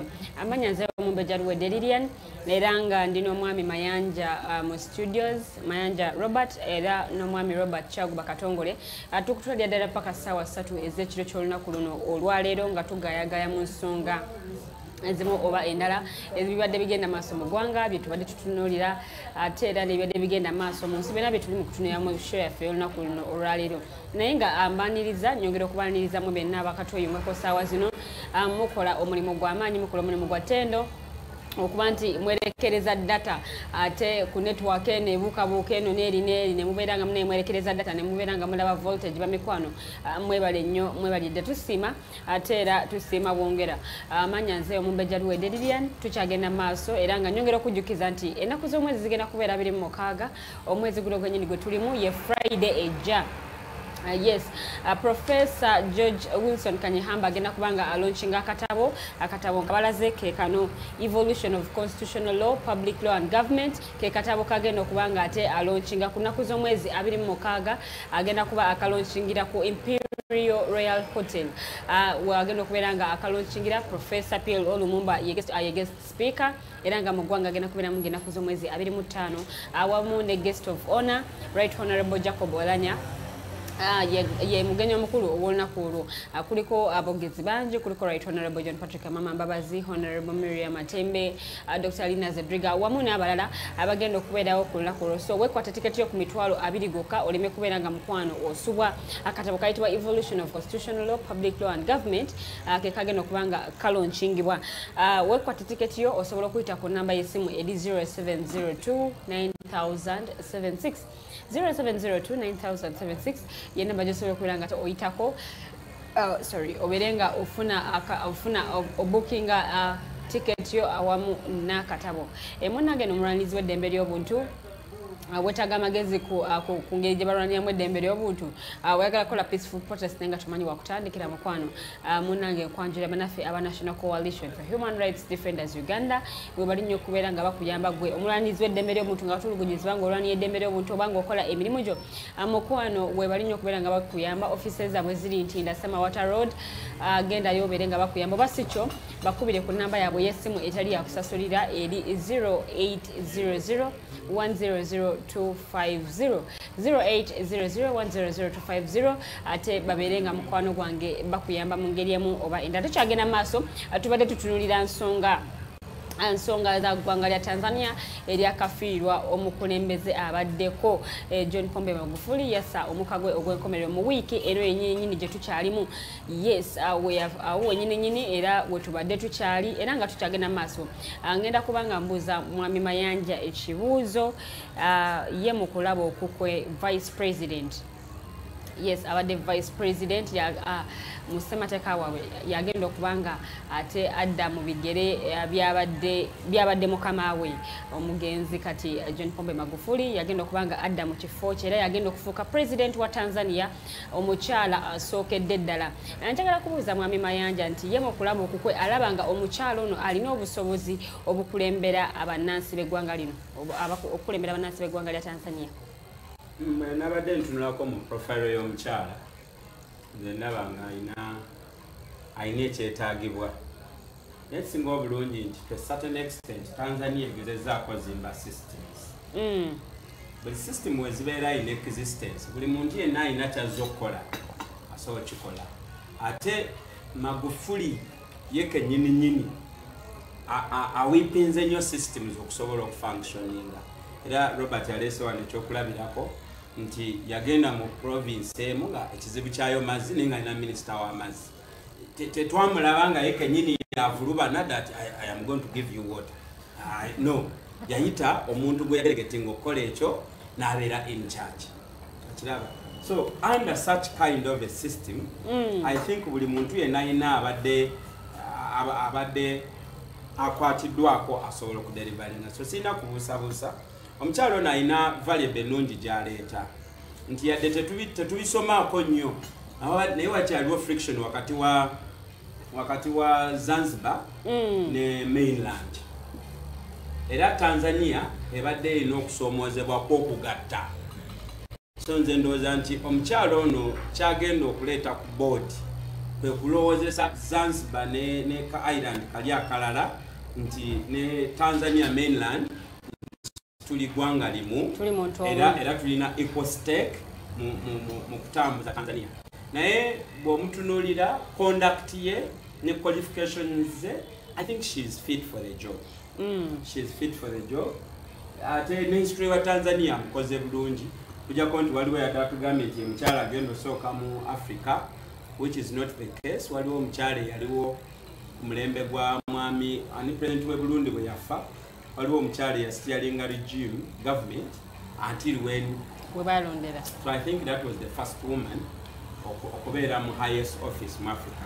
Naye nze sirina kubuusabuusa given the systems in place ne qualifications omukyala abaddemu munda teyavudde mu music najja eno abaddemu kuva ku local cancer zaakulira mu system wakiwulira.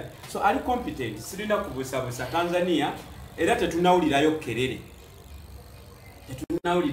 buli kintu nayagadde nnyo engeri state gye yakutemu ekintu kino. Of course tukimanyi Magufuli yali yafadde naye that confidence banga ffe kati wano God forbid ebibuuzo bibadde bingi ebibadde byebuuzibwa God forbid wano mu Uganda tetwandisoose okulabirako ye massive deployment of the UPDF buli wamu wano nawali singa tewali atambula wano naye Tanzania life remained normal. Vice President yatekinze charge and the country is going as it is running. Gwanga ligenda maaso wadde oli yafudde naye bo bakyagenda ddala maaso. Bwali nti abadde Vice President wa Pombe Magufuli nkakasa nti ategeerera ddala bulungi nnyo aspirations za President Magufuli kiki kye yali ayagala okukola specifically in this term. So omukyala abadde part and piece of the implementers of that plan. Naye ate n'omukyala given an opportunity ajja kwagala creating a legacy. So I think gye balaga walungi, nsuubira nti omukyala agenda kweyambisa a feminine attitude ayongere okusembeza opposition so that kubanga Magufuli opposition abadde agikuttemu mu ngeri eri rude. So nsuubira nti omukyala ajja kukyusaamu, tajja kubeera wamukono mwagwa muzito nnyo nga Magufuli. So I am expecting era ekifaananyi nze kyeninze ku funeral ya Magufuli, I want to see that man who challenged him mu kalulu ng'ayimiridde wamu ogamba n'abakungu mu gavumenti ogamba ono omwami owa Chadema. Yes, mulindiridde kubeera abadde foko mu kufa kwa Magufuli yasooka breaking story. Nagamba nti yafudde njagala kulaba attitude ye, njagala okulaba ng'aweereddwa platform okwogera tuwulire byagenda okwogera ku Magufuli and the Magufuli government. But I want to see nandyagadde omukyalo ono first thing asooka ayite opposition. But say because balabe engeri gye batwalamu eggwanga maaso aweewaawo mwami Kyaguba kigambibwa nti omugenzi John Pombe Magufuli alina engeri gy'abadde ayisaamu bannamawulire mu ggwanga erya Tanzania. Mwami Mayanja akyogeddeko wano okuba nti bannamawulire bagaanibwa okubako information yonna yonna gye bafulumya about COVID-19. Ensonga ena ogyogerako ki? Waba yabagaana ofulumya amawulire agakwata COVID-19 ewuwe eri nsi ye naye nga ddembe ly'abannamawulire naye saagala nnyo nkyogere bubi era bannamawulire baffe wano banfune bubi, naye at times waliwo ebiseera ebimu be bakola omulimu gwabwe nga bataagusomerera. Bo waliwo olunaku lwe bagambako, for example njagala ku example ya wano amagye gaaliko ne meeting ne press conference, bannamawulire ne bavaayo ne bagamba woba totwetondedde tetugenda kuddamu okukwata mawulire gammwe. Kiraga ki? So kirina side gye kiteeka ku bannamawulire. Waliwo times baagala amawulire gaabwe gabe nti gatambule nnyo. Era wobeera moderator for example Lilian nobanga oli ku side ya wano mu Uganda ng'oli ku side ya NRM waliwo nogamba kati naye lwaki aba opposition yabo batulwanyisa for example oli mukwogera nange Kyaguba nti oli mukuŋŋamba lwaki aba opposition batulwanyisa ng'ate ng'oli moderator enkyo oyinza okukeera ku TV nga tewali agenda kulaba kubanga oba omaze okulaga side. Kyekyo kiri wano nti bannamawulire baffe balina engeri gye bakolamu ebintu byabwe nga tebaagala basigale nga bakyatunda amawulire gaabwe, boogere ebijweteke ebikyamu ebikikinike ku ggwanga lyabwe. So president naye nga waliwo bannamawulire abakola omulimu gwabwe mu butuufu gye bali abakola diligently gye bali bangi, naye sigambye buli omu akola mu butuufu, naye kyakola ekikyamu kuba nti yeekubira n'atavaayo kukulaga nti bannaye eddagala lye baatukubye lisobola okuyambako oba bwe tukola kino tusobola okukola kino. Kati Magufuli gyali mu ggwanga lye erya Tanzania bwe yabagamba nti temuddamu kulaga nsi butya korona bwatukosezza, oba oliawo abantu be baali badde bagamba lwaki teyatuteeka ku lockdown nga Uganda ng'amawanga gatwetoolodde, lwaki amakyaki agaleka ne basaba, lwaki n'abantu ne bakuŋŋaana. Yes, abantu ne bakuŋŋaana. Ensi yali badde eraba ekiri mu Tanzania ekikyamu n'ekirungi, ensi yali badde esobola okiraba. Kati mu Tanzania Magufuli ye kye yafaako nedda, musooke musirike tusooke tulabe. Wano President Museveni ng'ayogera agamba nti woba ng'oyingidde ensiko osooka n'osirika n'otekinga kava n'otayagala omulabe waaba ayitawo tasobola kuwuliranga ebyo ebintu ebiwawaala n'enkoko webanga ezzeeso osobola okumanya nti enkoko yetambula awo kyobola bagamba mu keeping silence mubeere wansi mukakkane musooke muwulirize ki ekiriyo ekigenda mu maaso kati ye Magufuli yabagamba saagala kuwulira nsinga egamba nti tulina covid mu Tanzania banamawulire musirike temulalaasa temubako nekyemwogera wano Uganda yaffe kyenalabamu ekyali ekikyamu nti mu covid-19 bakozesa cumulative frequency cumulative figures 3 5 20 30 naye obabuuza nti okay bameka abawonye ku 20 tubajjeko basigala bakyatugamba nti woba obajjeko n'osigaza abalwadde abafuna obulwadde bali 30 kati bano abawonye lwaki nobajjako ku 30 kuwonyeko 12 lwaki 18 togamba nti tulina abalwadde 18 netumanya nti okay mu ggwanga mulimu abalwadde 18 netugendera ku ekyo naye tukozesa cumulative frequency nti tweyongera bweyongezi kati ye oli naffe kyeyagaana yagamba saagala kumbuulira saagala kugamba nti mu ggwanga lyange mulimu covid yadde nga covid mwali naye tayagala kwasanguza kintu kye mu nsi abantu babeemu n'okutya eyo fiya ey'abantu ogamba nti naye leero tetugenda kukola kubanga munnaffe owawali yalwadde covid leero kabateeka mu karantini simanyi oba newe karantini gyeri Mwami Kyaguba omukulembeza wa opposition omwami Tundu Lissu yali yava ne mu ggwanga lya Tanzania nga yagenda Belgium yes yagenda mu bwanganguse olowooza anaasobola okudda mu kiseera kino nti gwe yali avuganya naye oba gwe yali yeeraliikirira amaze okuba nga ava mu bulamu bw'ensi eno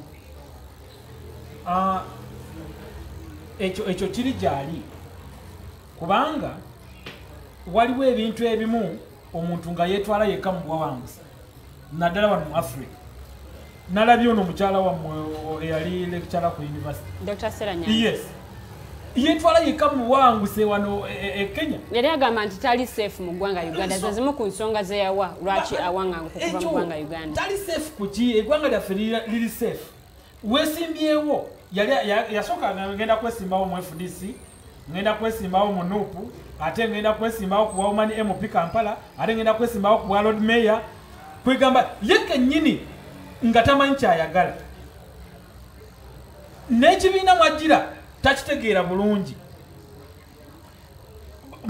wano mu ggwanga omuntu yalisoose okugenda mu bwawanguza singa yali wakugenda yali Dr. Besigye kubanga obulamu bwe bwalinga butambulira bamukubira tiyagaasi mu maaso awo yaligambira yagamba nedda abasajja bagala kumalawo siraba lwaki nzirawa nzira e Uganda ne bamutwala ne bamujjanjaba ate yena olwawona n'afuna amaanyi n'agamba kanzeewo maanyi wakati abantu bange banyanyirize ab'omu Uganda naye ekyo omuntu ogenda mu bwawanguse nali nkirabyeko bano abavubuka abaffe abapipu bange bagamba tugenda kufuna asylum katuvuganye gavumenti bazoganyemu batuwasaira mu America batuwasaira mu Canada bo bagende babeereeyo bo nga kye babala mu Uganda yaffe tulabyeko bantu bangi mwalimu Justin Nyeri yayogerako olunaku lumu n'agamba nti me I cannot leave my country ugamba nti ngenda akolera bweru meaning oba wetutte mu slavery weka I cannot leave my country to go for slavery in another country nga mu ggwanga lyange ndaba ebintu ebirimu bisobozza okubeerawo okulivinga in harmony with my people oyo Lissu waba ayagala okudda e Tanzania sisuubira nti His Excellency Magufuli yali amugobye e Tanzania okujjako omuntu bwekyeteekamu n'agamba landlord amanje ewaka sigenda kuddayo leero ekizibu tonakimalawo ekizibu genda oyogere ne landlord omugambe mukama wange mbadde sinabafuna sente za kusasula naye mpaamu omwezi gumu nja kujja nkusasule kati ono ye waaba amanyi nti eggwanga lye lyali limwetaaga odiweereza aveeyo ajje atuule ne Her Excellence Nusura oba Nusura erinnya liri awo ajje ayogere naye bakole okuweereza okulungi. Olaba His Excellency Raila Odinga ne His Excellency wa Kenya bakola ekintu kimu ne bagamba nti my brother Raila Odinga was telling me that what I'm doing is not good, but if you see that what I'm doing is not good, come and join me so that we do it together. We join what I see that it is right hands. And what you see that is right on your side, come and tell me that this is not right, then you should do this. I agree with you. Or disagree. Mwami Kyaguba, njagala ensonga z'eggwanga lya Tanzania tusooke tuziteeke wabbali, tusooke tukomewoko waneno ku butaka, tutunulire ensonga ya Mwami Sseggirinya Muhammad awamu ne Mwami Sulaiman Kidandala okuba nti empapula ze ez'obuyigirize ziriko question mark. Bagamba nti amanya agali ku academic papers oba ku index number bwe bakola okunoonyereza manya ga muntu mulala atera amanya ga mukyala nga Mwami Mayanja bwagambye nti ye teyalopye Mwami Sseggirinya wabula yalopye Electoral Commission nga agamba nti ayagala emulage omuntu ono amanya gano academic papers zino zetulaba amanya agaliko gwe twagala okulaba nti ye mukalulu teyamulabamu teyamulabamu so ayagala emubulire ono gwe balangirira bamujjawa. Mwami Mayanja wenyini wenjagala ddala okutandikirawo wenyini ku nsonga eyo mukulaba okukolooza Mwami Sseggirinya nasobola okuwangula omusango guno okusigaza ekifo ekyo kyabadde yeesunga okumala ebbanga. Agenda ku Sseggirinya because era teriyo nnyo byamakulu kwogerako eyo. Yagadde nnyo leero okwebaza Robert, simanyi oba kikoze agenderedde oba kaawa. Olwaleero Robert ayogedde nga takakiddwa nti wabaddewo omuntu omulala atali Yoweri Kaguta Museveni asobola okubeera ekyokulabirako ky'omukulembeze omulungi. Arefarinze ku John Pombe Magufuli.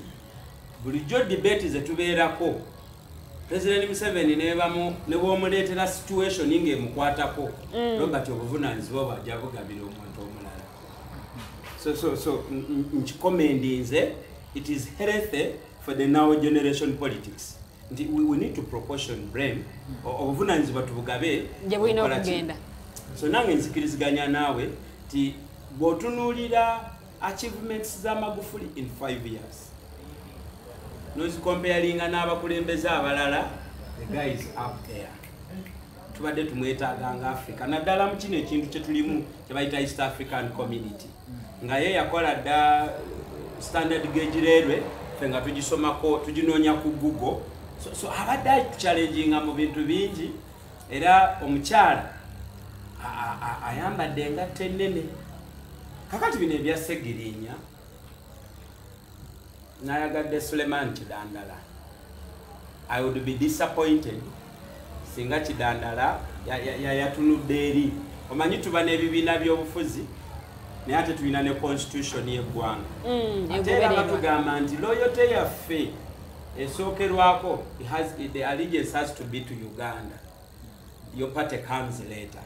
So obuvunaanyizibwa bwa Munnayuganda yenna okunyweza ssemateeka yaffe eteekawo qualification z'omuntu okubeera MP. Era guba mulimu gwa Munnayuganda singa azuula nti oyo yeetuumye MP ebisaanyizo ebyayogerwako mu constitution tabirina. Guba mulimu gwa Munnayuganda omuntu oyo okumuleeta mu bitabo. So Sulemani watukoze bulungi nnyo osinze ku Kyagulanyi. Kyagulanyi yabitya naye era tetwewuunya gye yali ebintu ebiriyo. Sulemani kada wa Democratic Party. Ate party erina ekigambo kye bayita rule of law. Nasale diro n'agenda mu National Unity Platform. I don't know because the letter stood as an independent.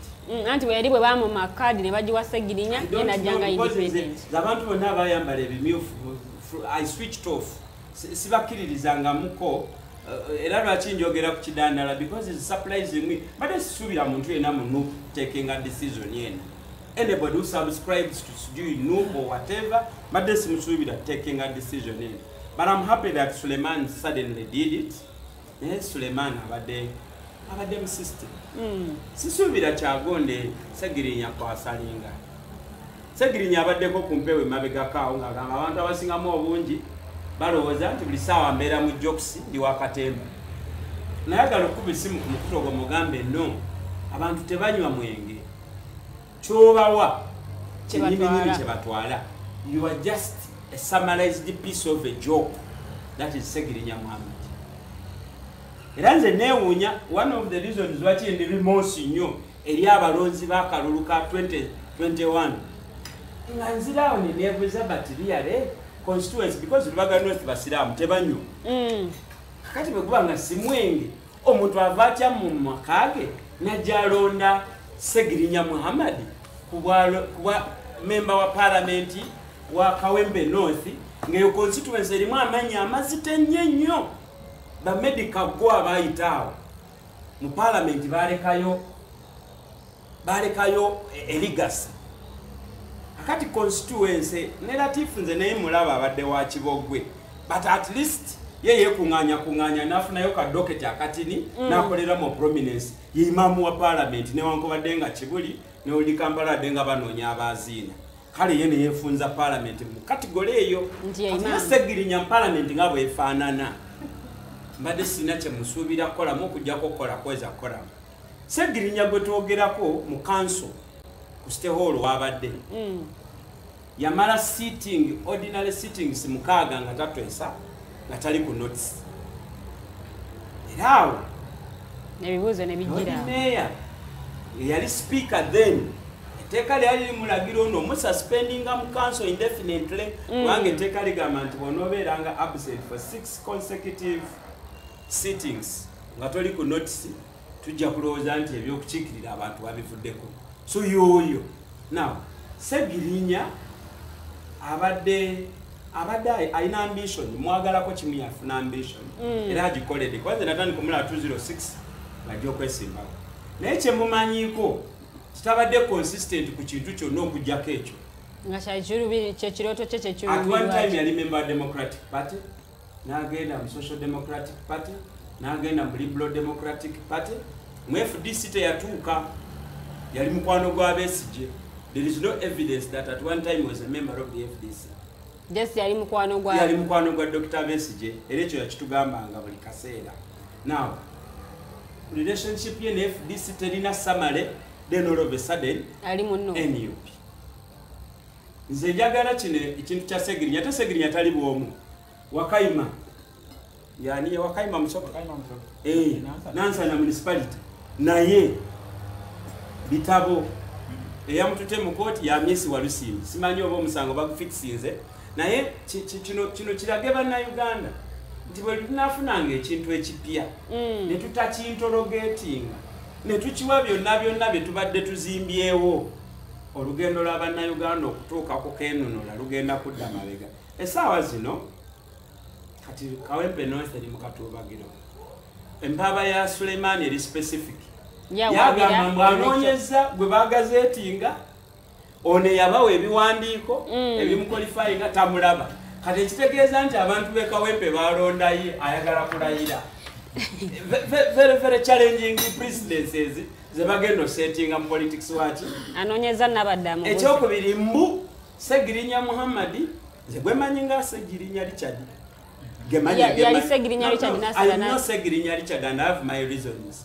Kati ate mbwe empapula bano we bazikubye mu tooki basanze ye Naume Silvia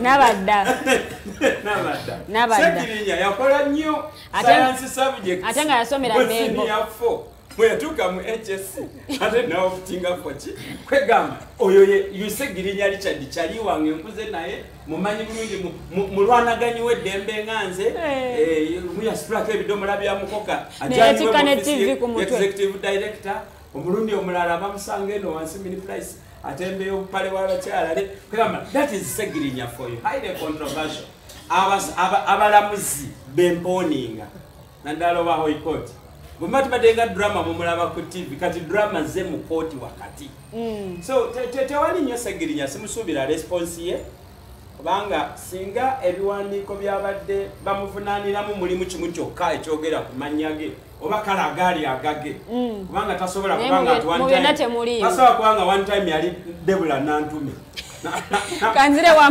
tasobola kubanga badde Naomi Silvia ate nafuuka Richard Segirinya kanzire wa mwami Kyago Segirinya byo atulabyeko yebalire ddala akomye ku munaabo wa Mpiteri kanzire wa mwami sorry kanzire wa mwami Kyaguba ate ye atubuulire kubanga ng'akalulu kanaatera okubeerawo kanene kenyininyini katwaka kuba amabega yunebi yavaayo negamba abo benyininyini aba aspiring candidates abali besimbyewo anti bagende bekebejja ebiwandiiko byabwe baleete empapula entuufu yes ba verifying academic documents zaabwe wenjagala okubuuza mwami Kyaguba nti ye mwami Segirinya yete yasobola kugenda era ani avunaanyizibwa okukebera ebiwandiiko bino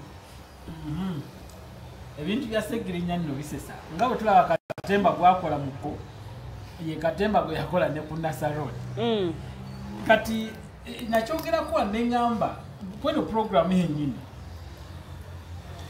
singa baterawo nti omuntu member of parliament at least agenda akoleko yadde business law yadde business law ku mutendera gwa certificate oba diploma agende ku disa akole certificate kale kyali badde kituwa amaanyi nti eggwanga lino abakulembeze betute mu parliament balinamu omuzinzi okusobola okuteesiza abantu abo balonze wano ku mutendera gwaffe ogwa LC5 LC3 ba councillors betutunuulira ba local leaders niwo oba wasukuma mu P1 obeera councillor naye ng'ate speaker aliko academic qualification exactly kati niwo oba wakuma mu P1 n'obeera councillor w'abantu ekisinziira lwakuba nti musuubira bamendinge etteeka mu parliament buli ayingira parliament ateeze mu lulimi lwe kyali badde kisoboka eggwanga ne bateesa eggwanga abantu balina endowooza ennungi eziteesa naye nga tebasoma kati bwana Segirinya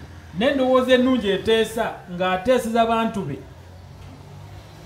nayeateesa bulungi munjogera wano nga muli naye mu korido ayinza okwogera naawe n'olowooza nti muntu ategeera byayogera naye amala n'abyerabira byayogedde mangu yes n'agamba ku luno nabadde so bwana Segirinya wobanga gwe nabadda nga taatawo ne maama bakwalya nabadde ewamu wesiimi ng'ate oli musajja kati buno obude vaayo onyonyole eggwanga buli kaseera obadde okola Katemba watunyonyola ano ku lyato watwala emmere ku lyato n'atunyonyola ne ku mmotoka ya mwami Kyagulanyi yes nti bafumbira mu kyayi mmotoka ya Kyagulanyi omutwe gwo gwasomera wa naye n'ebyo byokka bibadde biraga nti Segirinya okwekolesebwa tuli azaamaanya abantu abasobola okukola ekintu mu butuufu kubanga eggwanga lyaffe liri azaamaanya abantu abasoma okukola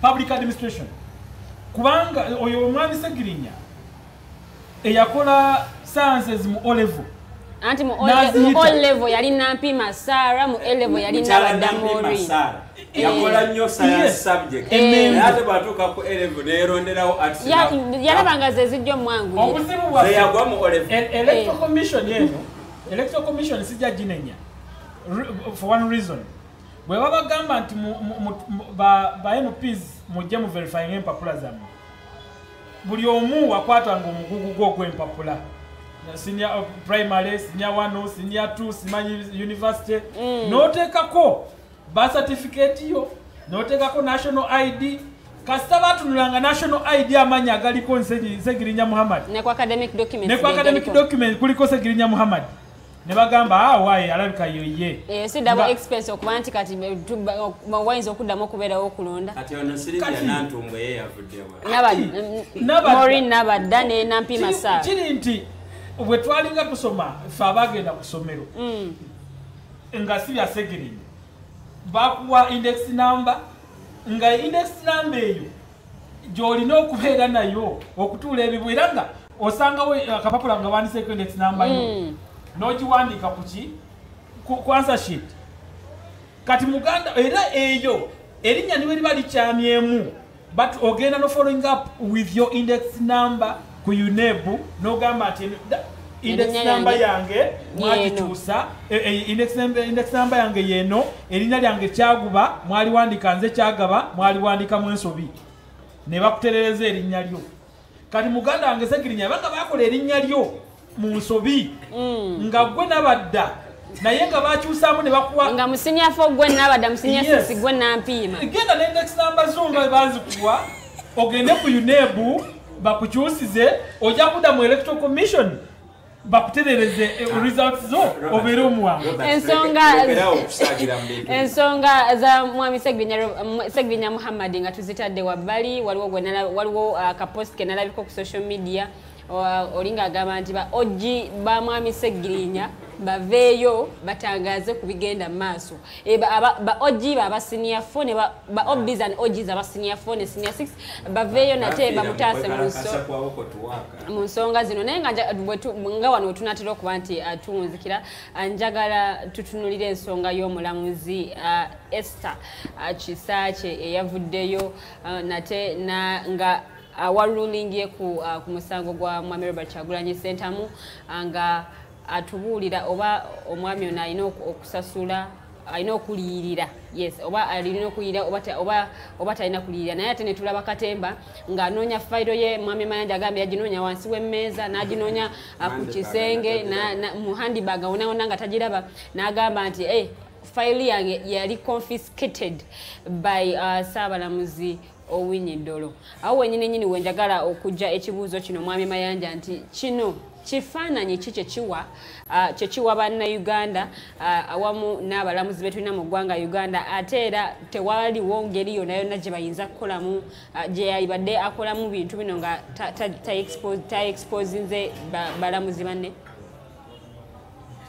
Nga sinagendayo eyo olina ekibuuzo ky'obuuzizza Robert kyenjagala okugumizaamu. Ani alina obuvunaanyizibwa kusunsula empapula z'obuyigirize newankubadde nga twanguyirwa okunoonya soft target electoral commission naye ebibiina by'obufuzi bwe biba biweebwa registration certificate birina emirimu gye bagiwa electoral commission gyegiragira omwo mwe muli civic education right kakati era ebibiina ebyo biusa facilitatingibwa ssente okusobola okuveetinga ba candidates babo okusobola confirminga ku national objectives era nsanyukira nnyo ekibiina kya FDC kibadde kikuumye erigase nga tekifunangayo candidate waakyo abeera challenged ku academic grounds lwaki nti FDC bwe baba bayita ba candidates okakatibwako okutusooka okuleeta verification certificate mulimu gwaki gwa political party era evidence asimwe Robert bwe yavuganya kyambadde enakawo bamugamba nti tewasoma asimwe n'agenda mu UNEB n'aleeta certificate ya UNEB erumiriza nti yakola ki yasoma so ebibiina by'obufuzi nabyo bitukuba enjawulo akawumbi ako ke bagabana oba obumbi bagabana Michael birina duty gye birina tukolera because at the end of the day if there is a by-election in Kawempe it's going to be at the expense of a taxpayer. But there is this organization called the NUP or whatever its name it is. Eyalina obuvunaanyizibwa. Concentration yalikwani alese nyingi kutuwa ticket. Tebatunulira qualifications oyo azokukima ticket. Naye maybe lokuba bali bakajja bava mu adungu banafuna opportunity. Now, kino ekintu kya court Supreme Court kiri munze ebintu bisatu. Ekisooka ndoza ebintu byetwandibadde tutuula wano mu press conference oba mu talk shows nga zino netubinyonyola abakungu mu Supreme Court babidramatizinze ne babijjayo bulungi nnyo n'okusinga bwe twandibyogeddeko. One, tubadde nga twogera about independence of national institutions nga ba Robert bagamba weziri ffenna tukimanyi nti pano ey'abalamuzi omwenda ku Supreme Court buli omu ajja na mutwe gwe era buli omu akola ruling eyiye eri person mu rules of procedure za court eyo tewaliwo webagambira nti mukole ruling eya consensus therefore nti Kisakye yabadde ali binded okuleeta findings ze banne baziratifying oba bazigaanye. Naye bwe biba nga byakoleddwa nga bwe bikoleddwa kitegeeza nti kooti eyo eri under captivity. Newankubadde ng'erina abantu betulaba Chief Justice n'abalala behind scenes bayinza okuba nga bakolera ku midomo gyaki gyamundu. But that said, sikkiriziganya na conduct yani ya justice oyo kubanga mu professional code of conduct amulamuzi asooka kufa naye nga tatyobodde kitiibwa kya kooti. The same is said about lawyers. Wakitegedde nti okukuuma ekitiibwa kyaki. So newankubadde nga baafuna obutakkaanya kisaakye yabadde nekkuba eddala lyabadde asobola oyitamu ensonga yineetegerekeka. Ekkooti n'agirekerera nti kino kiri ku patriarchy nti omwami alina kuba waggulu omukyala wansi alina okuwa ruling ono engeri gyali nti omwami n'omukyala and patriarchy. Because if it was gender, you don't wake up and become a judge of the Supreme Court. You go through a process, a rigorous exercise. So by the fact that we have women at the bench at the Supreme Court, the issue of patriarchy teja. Na abantu babadenga batugamba bulijjo for state to move, the three arms of state zirina kukolera wamu. The executive, judiciary and legislature zirina tambulira wamu. Now, if you are complaining about the quality and the products of the executive, tosobola kubeera shocked of what you see in judiciary and legislature. Njogedde wano nti yabadde Kisakye versus Winyidolo kati Lindolanya versus Kadaga mu legislature ogenda kulaba sinema nga teriko ayogerera. Kisakye and ekyokusatu andowoozesezza ku missed opportunity ze twafiiriddwa nga Uganda olw'obutiitiizi bwa mwami Kyagulanyi. Because if there is this one Kisakye eyawulirizaako akatono yasomye obusomi ku biwandiiko teyafunye mukisa kuwuliriza testimony kulaba examinations and counter examinations ku ba complainant ne ba defendants naye yakoze decision. Kati mulingenda neŋŋamba singa Sseggona ne Kyagulanyi baali tebalidde mu struggle eno bindazi ne bagenda maaso n'ogusango yadde gwali gufu, maybe ku bench twandiwezezaako ba allies nga bana. Pronouncements zaabwe ze bandikoze zandibadde ziwadde capital ababaka ba NUP abagenze mu parliament bandibaddeko ne kye beesibako nti Supreme Court yatugamba bwetu tikale kano ko tukakole tebalina bakiwulira naye mbalabe bali excited. So Kyagulanyi obutayimirira nga musajja omusango struggle yagirimye ba allies, struggle yagirese mu bbanga yaji abandoninze.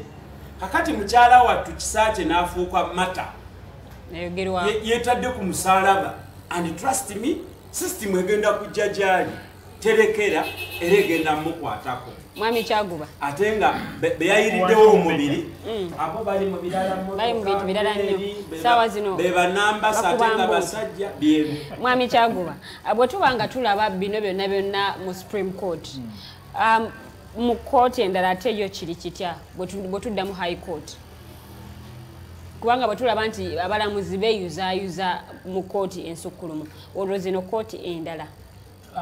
Ekirungi mu ggwanga muno tulinamu ba magistrates n'aba grade 1 n'aba grade 2 n'aba chief magistrates n'aba kati ba judge ba chief judge ba justices naye bo balina ekigambo kye beeyita nti land difference. Ekigambo ekyo nsuubira batandise okimisuuzinga kubanga omuntu omu eyakola MDD ku mutendera gwa diploma wabanga azanyisizza omuntu alina doctorate in law kiba sikyabwenkanya akuzanyisizza ng'ayita mu music we n'ogenda ku luyimba lwe n'onyenya omutwe n'ogamba kirabika kino kituufu n'onyenya omutwe ekyo tukirabyeko waggulu awo naye nga tosobola kuŋŋamba nti chief justice gye yabadde yavudde eri n'agamba nti ruling yo gimpe nsooke gisomamu. Twalaba wano ku gundi ya Honorable Mbabazi bwe yawaba ng'awaba okulonda okwaga 2016. Buli mulamuzi yenna we yalina ruling ye nga tewali agisomyemu. The Supreme Court was headed by another justice, not this Winnie Dog. Which is okay. They are all justices. Yes. They are all justices. Kyagulanyi yava n'agamba omusango gwange ngugyeyo mu Supreme Court court ya Ddolo. Ngututte mu court y'abantu. Olw'okuba nti ye tamanyi value eyo okubeera chief justice. Tamanyi value omuntu okubeera omulamuzi. Kyova olaba yayogera bw'atyo kubanga ye yeekwera byakuyimba. Kwegamba gwe tolaba nti ze zimu ku nsonga ezamuleetera okuva mu kooti mu Supreme Court adde mu kooti y'abantu. Era singa bwana Honorable Medard Segona singa yayogera n'agamba omusango gwaffe tugugyeyo mu kooti ya Winnie Dolo, ekyo kyalibadde kikozinga omuntu okubeera paralyzed. N'agamba omuntu yasoma amateeka osobola okwogera ekigambo bwe kityo, naye kyayogebwa muyimbi atamanyi mateeka kyeki era atamanyi what does it take for someone okusoma emyaka 5 ng'asoma law bachelors. Yenga yagendayo emyaka 2 n'akola music we n'abuukayo oba yagimala se tetumanyi n'abuukayo kwe kutandika okuyisaamu amaaso mu balamuzi baffe mu ggwanga. Ku mitendera emirala abalamuzi balina values ate beewanye ebitiibwa. Nze nkigambye wano mu kutandika naye mbagamba nti oyo omukyalo oyo era bannaye abatulaba mwenna oyo omukyalo oyo omulamuzi Kisaakye ali mu kunoonya ngeri ki Bobi Wine sente ze yafuna ebweru bwe bagenda basharingeko naye sente ziva ekyo kikyo sente ziva ebweru ezifandinga Bobi Wine mu European Union okutabangula emirembe gyaffe mu ggwanga lino. Eziweeba Bobi Wine ziyingidde ne mu kooti kati Kisaakye naye awulira azaagalako. Mwami Kyaguba ensonga eyo girinako obujulizi. Kisaakye gondi Kyagaba nange kano kakugattireko ogambye nti abalamuzi baffe balina ekitiibwa. Yes. And I wanted to join you in castigating those who humiliated our judges. That's exactly. Naye kati boga nti Kisaakye be yakoze yabadde induced. Kubanga mu Uganda muno kyemmaze okulaba olw'okuba nti ruling ebadde contrary ku y'abano alemeddwa okozesa omutwe gwe. Yawandika ruling notifying abane that nina ruling. Etteeka ligamba nti omulamuzi aba ne discretion ariserving okukola okusinziira ku intellect ye nebyawulidde. So there is nothing wrong with such a writing a judgment of that nature. What is wrong ye system the Supreme Court omulemesa platform okujja okuleeta opinion ye ku meza.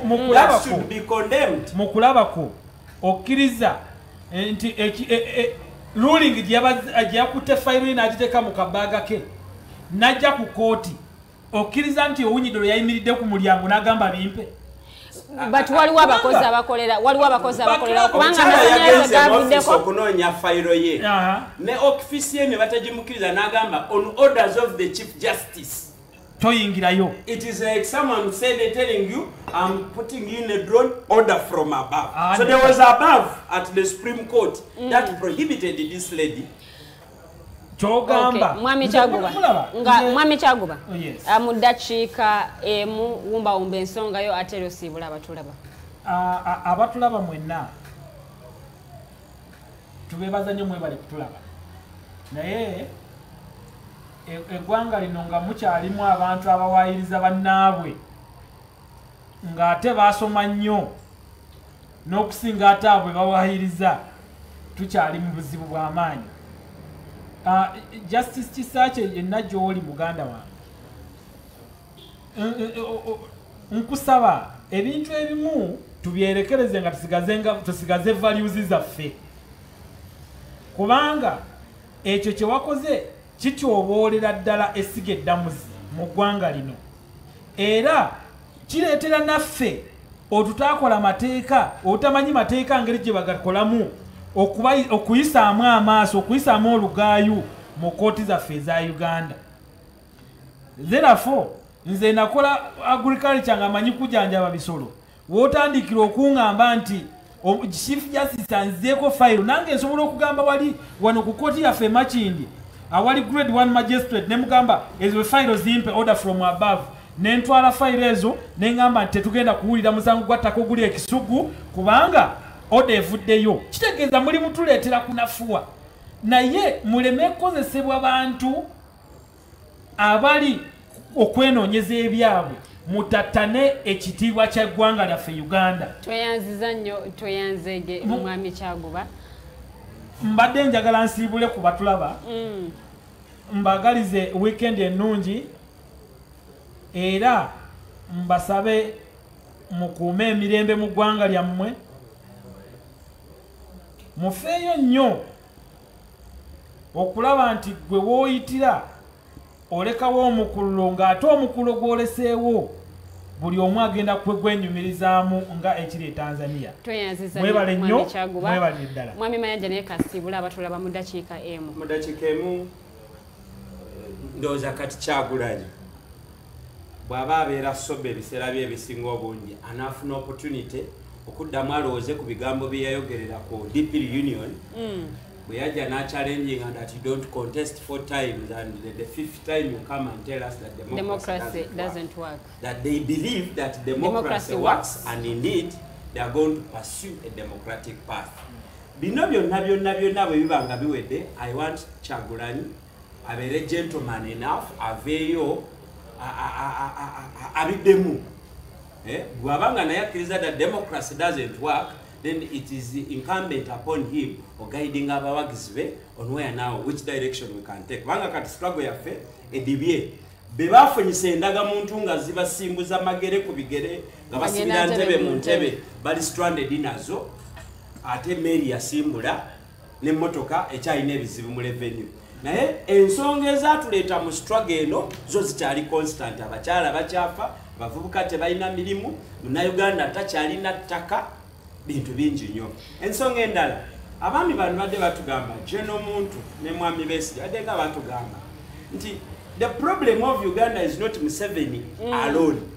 It's beyond batugamba natugamba we can even wake up nga Museveni alinga Magufuli, God forbid, but how prepared are we as those of us who are seeking for change?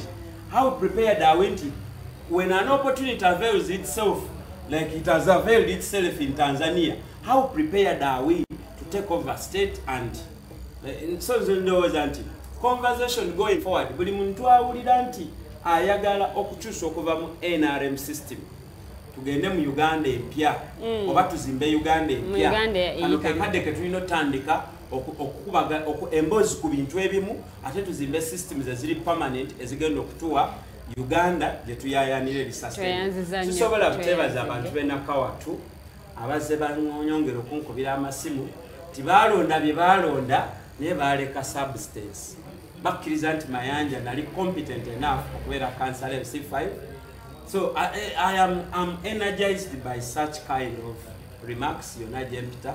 So sinza kutebaza abantu banakawatu mwebale nnyo mwebalire ddala nange nzija mpola mpola tudemu tuzimba omusingi omupya. Tweyanziza nnyo tweyanzege oyo abadde Mwami Mayanja Robert awamu ne Mwami Kyaguba Katongole Robert era nga nkwebaza nnyo gwe munnange abaddeko internet etuzoganya wano na wali tugezako okulaba nti bannange tubaweereza naye internet eri very slow bweddako bwebukako naye nga abamikwano ababeerako nga mulaba despite the fact nti internet eri mu mbeera bwetyo ababeerako nga mulaba bamikwano mwebale nnyo mwebalire ddala tusiima bwongero omulimu gw'omukola gw'amaanyi abasharing mwebale nnyo mwebalire ddala abakommenti nga mwebale nnyo mwebalire ddala mwebale nnyo bamikwano ababaddeko kuva gye twatandikidde paka wano tugenda okuba nga tuwunzikira era mwebalire ddala. sigenda kubanga nsukawo amanya nze omumbejja Luwede Lilian badde ne mwami Katongole Kyaguba ate era ne mwami Mayanja Robert betubadde nabo mu studios nga tukuba tochi mu bibadde bigenda maaso mu ggwanga. Tiimu yonna gye tukoze nayo olunaku olwaleero omwami Arnold Mukose Anthony yali mu bimu olunaku luno olwaleero ate era omwami Rogers Tulyahabwe yali ku kamera era nga director waffe omwami Jeremiah Mukibi. Omwami Katoto Musime webale nnyo okubeera nga olaba mukyala Farida Bikobere tukusiimidde ddala awamu ne ED omwami Norman Tumuhimbise. Mwebale nnyo mwebale ddala the entire management eya the Alternative Digital mwebale nnyo mwebale ddala tusiima bwongerwa. Kambagalize weekend ennungi ate munywane muvuga mubeere bulungi temwerabira launch ng'ennaku z'omwezi 26 mubeere bulungi mweraba.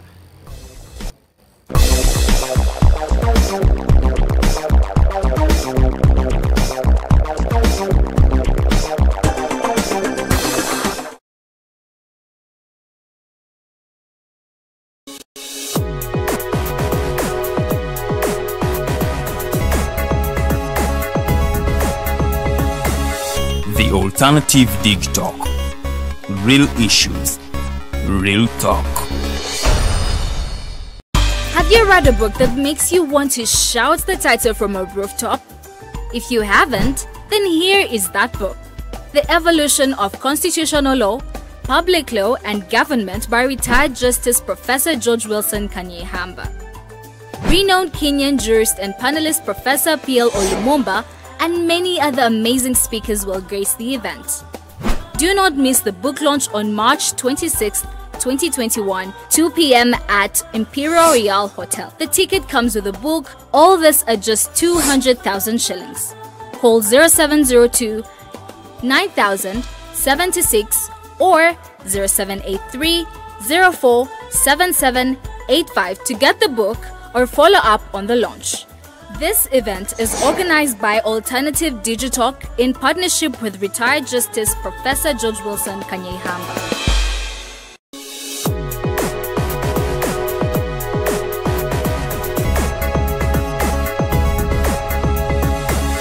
The Alternative Dig Talk. Real issues, real talk.